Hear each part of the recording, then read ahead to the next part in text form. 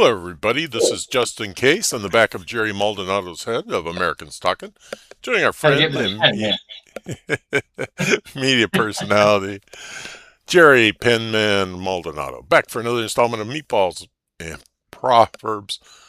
Hello, Uh, Jerry. Welcome back to Americans Talking. Yeah, that's the objective is to make Justin cough. it's just a matter of We gotta time. make him laugh till he coughs, man. We had a 4 week lull, and I apparently got him sick Yeah, through the microphone. So, yeah. yes, it did. This is nasty crap going around. Oh yeah. It laid me up for a couple of weeks. It got you down for a couple of weeks, and it's kind of everywhere. But at the same time, we got to get back in shape, get back at it, and I'm glad to be back. Yeah, but Jerry, it shouldn't hit clean livers like you and I. You hit a what? All right, Dancing Let with me get the back Wellness. of my head What to you what right in the now. world? We lost Jerry again. What in the world's going on with Dancing with Wellness, Jerry? 2 weeks of hell. I have to say that from my perspective. I think it was a day or 2 days after Christmas. Big Daddy on my end here. I mean, I woke up. I mean, the shivers and everything else, and I had in the back of my mind, I said, "Wait, this feeling I haven't felt in about 20 years. What's going on here?"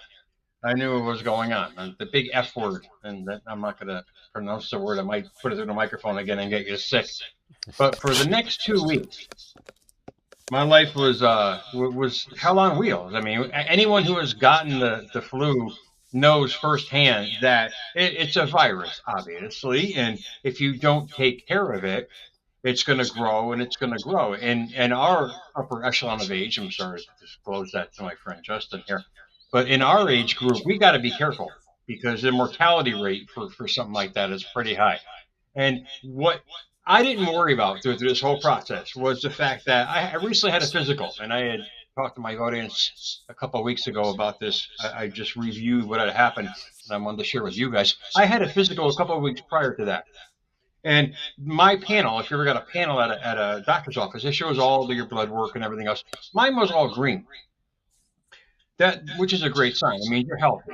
So I knew I was healthy. I knew what was coming on, but I didn't realize the veracity. Maybe I was ignorant.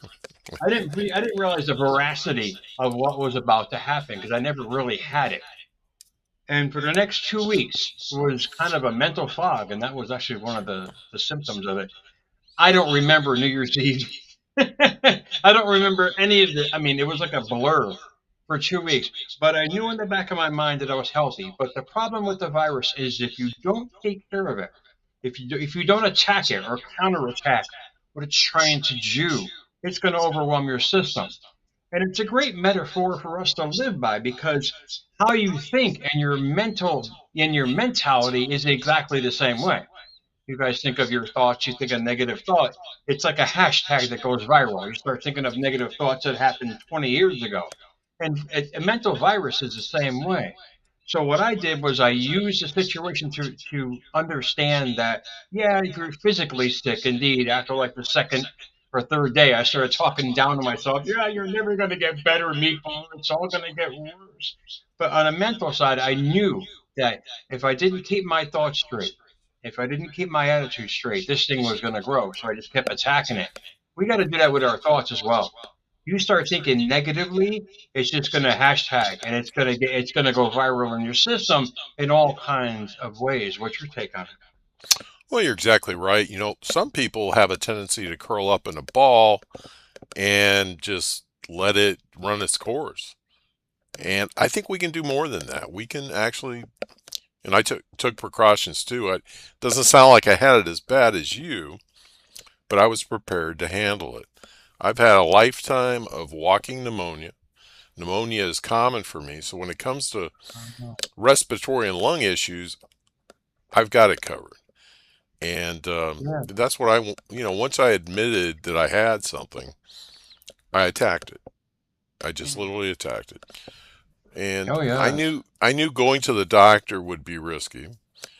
Just like you, when you go get your health panels, you're exposed to people in the doctor's office that are already sick. So there was no purpose in that. And it's just running its course now. but I didn't curl up to it. Mm. Yeah, I mean, you really, when you have a virus, the doctor really can't do anything. No. I found my best friend was my nebulizer and my pharmacist. And he was great. He said, "Look, follow this regimen of this, and this," and I did exactly what he did because the flu virus, yeah, you may feel better, but then it shoots right back up again. The fatigue was immense, and the only thing that woke me up was my fever spiking again. So after a week of this up and downness, I mean, it was starting to take its mental toll on me. Not in a bad way, but you really start questioning yourself. And then those proverbial thoughts come in. What's going to happen? Is this ever going to get better? I mean, this is the same way how people think every day. Is it going to Yes. get better? Is my life gonna grow and enhance from it? And there you go. You start thinking negatively about yourself. You start using the metaphor like I did, using a physical sickness to realize you're actually creating your own mental sickness from it. Well, absolutely. And, another interesting thing about where we are, I'm 10 miles from Mexico, and everybody in this area runs down to get antibiotics. This is the most antibiotic riddled place in the world. So, and they're taking a chance. They're buying repackaged antibiotics from India, and you don't know what you're taking. I didn't realize you lived so close. Wow. I mean, but if people think that a pill or something is going, I'm not saying don't take medication. Obviously, I'm just they panic, and I get it. Especially if you're in our age group or even older, we're all going to panic. But the most important thing here is to keep yourself physically well to handle something like this the best way you can. And that's what was going for me. I just had to keep it in my mindset. Yes, indeed, it's going to go. Even with 103 fever, I mean, literally, sweating profusely, waking up, and then I literally was walking around here some days in a full-blown snowsuit because it was so cold, but it wasn't cold. Just Right. you have to go through the motions. A mental virus is exactly the same thing. It's like you attach the hashtag to negativity, and now it's showing up in your mental feed in your mind about everything that has happened in your life. It will only grow from there. Use what happened to me in your own life as far as how you're thinking every day, knowing that if you keep thinking of those same thoughts and you keep focusing on those same scenarios and situations that have happened, that your life is going to reflect that. And for me, it was a great time. The downtime, yeah, the mental fog was there, but for me, I said, wait, why don't I use this for a better level? And I had to motivate myself. So we have to do this to ourselves every single day, is to motivate ourselves to become better people because a better thought process creates a better indeed physicality in your life. Well, yeah, and if you're negative and you find yourself being negative all the time, that's going to be so debilitating Oh, that you just can't measure it. you So what do can't. you and I do? We tend to be positive. When we're down with the flu, we still tend to be positive because we don't know any different. No, oh, great I love that. We've conditioned ourselves, which Yes. is a great point. It's like rebuilding the engine. I see a lot of that on America's Mentor. You're rebuilding how you think. That's all transformation is, and then life is a reflection of those new thoughts, which is fantastic. A great way to think about it. It's almost like negativity. You become immune to it. And when you start dealing with that, you're not hanging around the same people. You're not in the same scenarios. You're not talking the same talk. You've been reconditioned and reprogrammed, which is great. That's what television did to us to get us here in the first place. So now we're just rebounding our way to do it our way. And I hope everybody can handle that and do it for themselves because the minute you reprogram your thought process, the body responds. Cells have memory. I mean, which is quite amazing. The trillions of cells all have distinct memories of how we feel every day and react to our body accordingly with it. So why not install something good? Well, absolutely. And we talk about immunity, but it's more about mental conditioning. If we had the flu 5 years ago and we beat it and we overcame it, we're already conditioned to beat it. We're not Oh yeah. conditioned to roll up into a ball. So Mm. So many things, as you like to say, are related: mind, body, even spirit. Spirit. We talk about the energy. So yeah, we It's had all it. about energy. Yeah. We had it, and we're Oh yeah. no worse for wear. May not be better or smarter than I used to be, but it's okay. Yeah, but you're not the same person, which is the point. You don't want to be the same person that you were years ago. If granted, if you're in a good place in your life, I mean, I wasn't years ago, and I just said, wait, how can I change that? I just changed my thought process. Was it was it hard at first? Yeah, I felt a little uncomfortable, but the point being is when you know the benefits of just thinking positive, just simple thinking positive every day, it's going to be a great day. A really simple set of words, and your body's going to start reacting to that. You keep doing it every day, you're turning it into a habit. That habit turns into a possibility. The possibility enlightens you, it grows you. And to me, it was the life changing, time of my life to really understand. Yeah, I'm at the bottom. I may be, a bottom feeder now, but this is not where I'm going to stay. You have those kind of thoughts every day. You're not denying nothing. And when situations like this, like what happened to me, the flu that was so bad, I mean, you're really prepared for it mentally, honestly, because we all get sick. I don't care how healthy you are. You can green juice all day long. But it shows in your mentality how you'll get through it. It's more of a mental process than a physical process. And to me, it was enlightening. And I'm not saying I want to go through it again, Right. but it was a wake up call. It was definitely a great wake up call to say, wait, I got this. And use that in your situations in your life and watch how life responds to that as well. Well, you're exactly right, Jerry. And you and I are conditioned, and that you talk about your transformation, but I still think it's remarkable that you went through it, and I don't want to say you survived it, but you went through it. What a Mm. wonderful life experience. Well, and this is what people don't understand. I mean, I say exactly what you said. It was an amazing experience because it forced me, this is a great point. It forced me to take the alternative. I say, Yeah. wait, I got myself here. How can I get myself out of here? I mean, it's these kind of questions. No more woe is me in that process. And you and I were friends before my calamity, and of course, we didn't really communicate. We kind of just did our thing, but you were still friends with me on Facebook. You saw the transformation of the woe is me to gradually building and gradually building.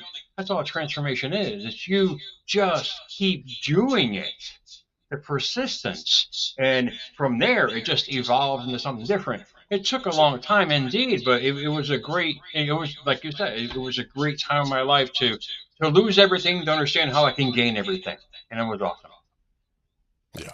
Yeah. Well, Jerry, well, give us a couple ideas to enhance our conditioning, to enhance our preparedness, and to help us move forward. What did Cassius Clay say before he became Muhammad Ali? You recall? No, I I am the greatest. Well, of course, but he said a lot of he, stuff. his mantra, and I mentioned it on last night's show. I am the greatest. Before he was the greatest. You want to recondition your mind. You tell it lies, man, and you keep doing that because the mind doesn't understand what's real and what's not. The mind doesn't. Your mind doesn't control you. It just takes commands from you. So whatever you say is what you bring. And you keep doing that every day, it's going to start evolving into that. During my 2 week vacation, in this bed that I'm looking at here to my left, it was an experience to say, wow, this was awesome. Let's not go through it again, but understand that you got through it. And you keep telling yourself good thoughts about that. You keep focusing on the positive aspects of your life. You're not denying. You just got to keep doing it. This is the problem people have. They'll do it for a day, two or three, a week, a month. Wait, nothing's happened yet. I did it for 10 years. I'm not saying everyone's going to go through that, But I mean, imagine doing this every day for 10 years and then watching your life physically evolve just from changing the mentality that you carry every day. Well, absolutely. And I would love to know where Muhammad Ali obtained the conditioning to speak things into reality. And he was the Ooh, best. He was the yeah. best. Simple words. I'm the greatest. I mean, you tell yourself that every day. You're going to start. I mean, you're great. I would like, this is what I mean. They always tell us about successful people. Yeah, he just ran and he did this every day. What was his thought process? That's the main secret. What was his constant thought process to evolve into from Cassius Clay to Muhammad Ali? That's what I want to know. And this is what I keep doing with America's Mentor, because that thought process is what's missing. You got motivation, you got inspiration out there. Oh, just do this. Well, no, no. What's going on the behind, under the hood? I mean, that's the ultimate secret that I'm trying to evolve into and show others on a massive scale. Yeah, I'm the greatest, but what was his mindset constantly during that process? Was he visualizing? Was he doing this? I want to know the ingredients. I want to take my baking experience and create an amazing, cake from that and share it with the world. That's what I want to do, and hopefully we can figure that out. Jerry, I hope we can. So thank you. This has been Dancing with Wildness with Jerry Maldonado on Meatball Perspectives. Thanks for joining us. Remember, additional information and links provided in this video's read more. Today is the day to subscribe to this channel. Please learn about Jerry Maldonado when time permits.